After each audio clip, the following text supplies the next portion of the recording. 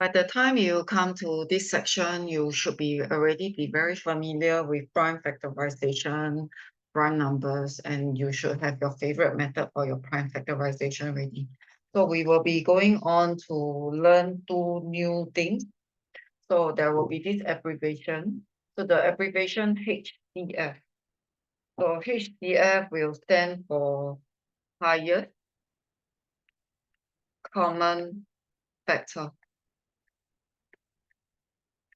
So later on, we'll be given two numbers and we will find the biggest common factor between the two numbers. And then we have the lowest common multiples.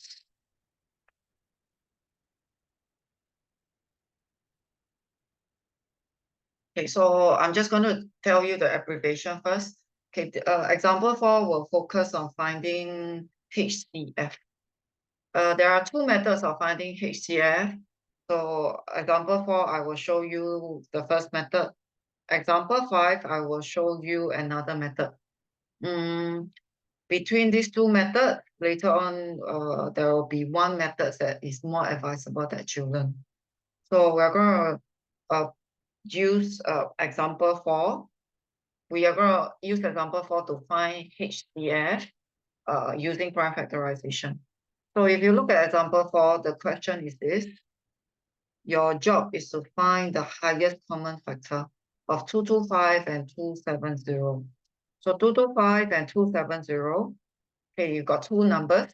And these two numbers, right, you're supposed to do a prime factorization first.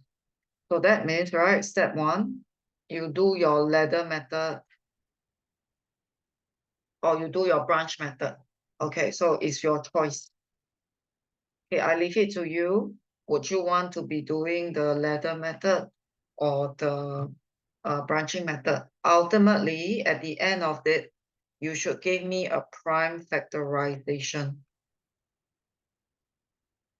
Okay, so when we do the prime factorization, you try to put the smaller prime number first, and then the prime numbers will get increasingly bigger. So no matter what, whatever method you do, you should be able to get out these two prime factorization. And always remember, use calculator to check first. Okay, so use calculator to check. Make sure that your prime factorization is correct. Because if your prime factorization is wrong, your highest common factor will also be wrong. So what do I mean by highest common factor? So I would like you to think it this way. So I would like you to think it this way. So 225 is 3 squared times 5 squared. So it's something like this.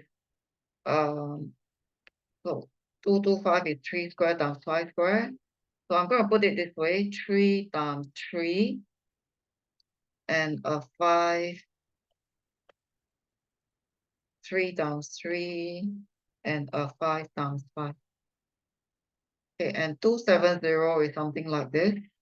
It's a 2 times 3 times 3 times 3 times 5.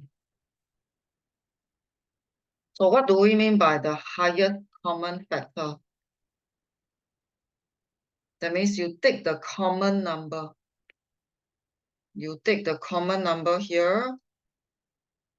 You take the common one here. And you take another common one. So that is your highest common factor. So the highest common factor is 3 squared times 5. So that will be 45. That means this is the highest number the two numbers can be divided by. So you take the common number. Okay, so you can think it this way, or the generic way will be like this.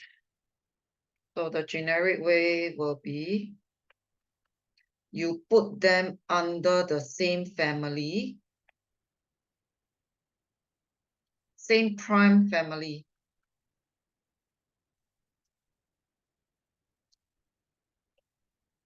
So this is a family. This is another family. Okay, so it's the same base family. So from there, right, you're going to compare. Take the lower power. Take the lower power in each family. In each group or in each family.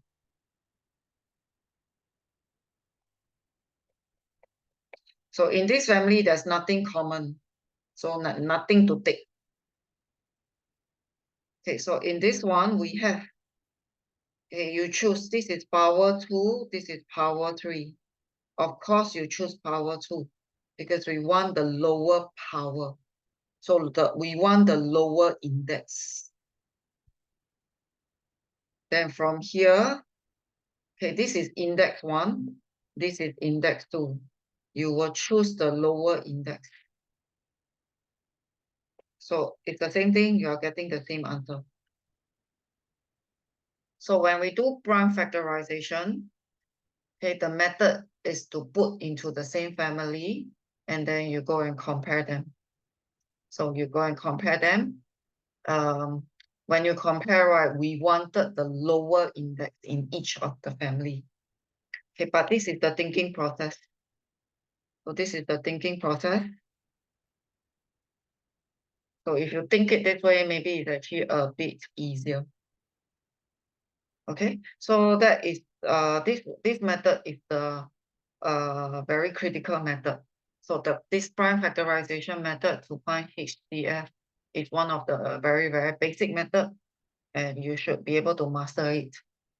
Okay, so if I go, so the highest common factor will be 45. So you can do a check. You can do a calculator check.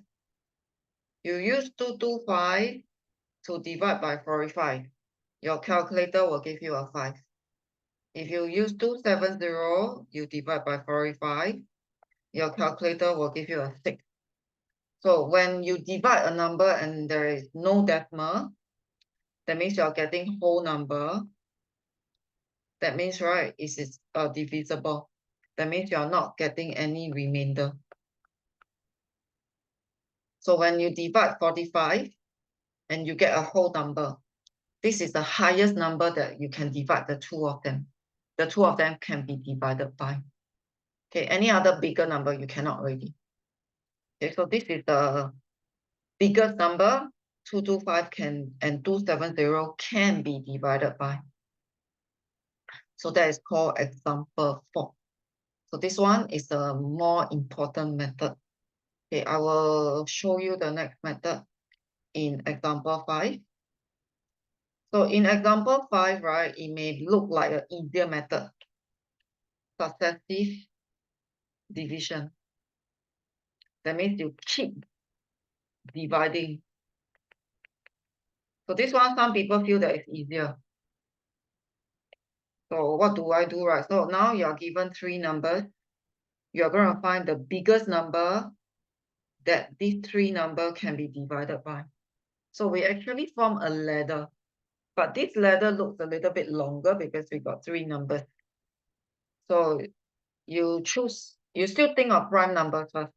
Okay, so I'm going to divide by 2. So 54 can be divided by 2.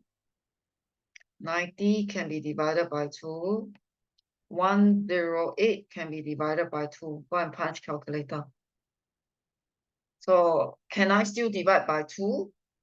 27, 45, and 54. Can I still divide by 2?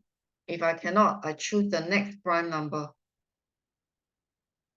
27 can be divided by 3, getting a 9.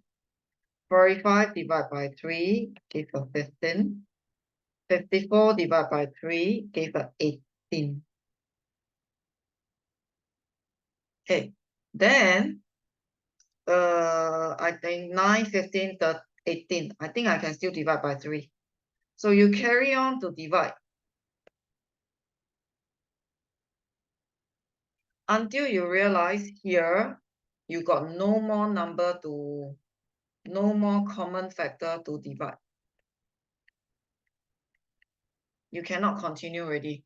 you cannot divide 3, 5, 6. You cannot divide by 2. You cannot divide by 3. You cannot divide by 5. You cannot divide by 7. So you cannot go on already. So when you cannot go on, this will be the highest common factor.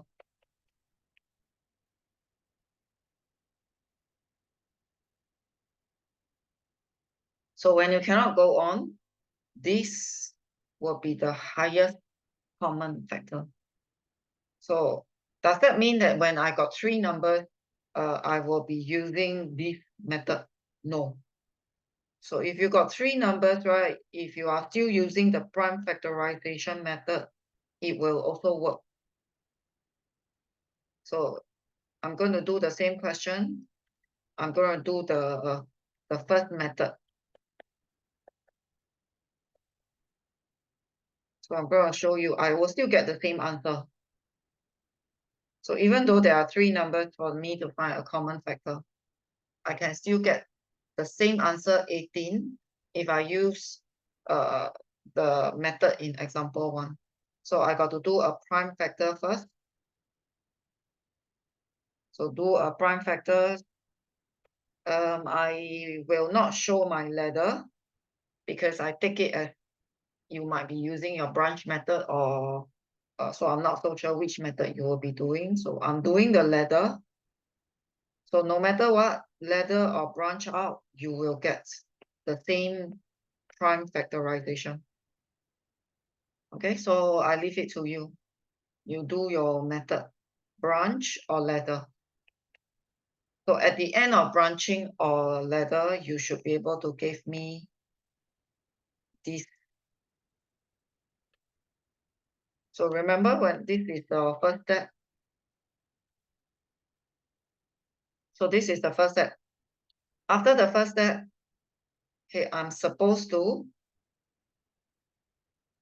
put them in groups to compare. So I'm supposed to put them in the groups to compare. So if you realize my handwriting, I try to put them in such a bit spaced out, so it's easier for me to do the groups.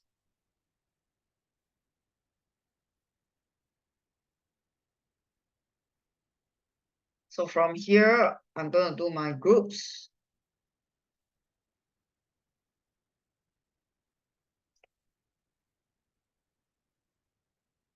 So this will be my groups. I realize the last group is a bit lonely. It's only one person there. So that one person has no common factor. So how am I going to get? So if you still remember just now, we get the lower index. So this is the lower index. Okay, between this is the lower index. So I'm still getting the same answer. So I'm still getting the same answer. Okay, so between these two methods, please try the prime factorization more than you try the division method, because there are some difficult questions that make use of prime factorization. So all in all, the prime factorization method is the preferred method. It will help you in higher order question. So this one is called the basic question.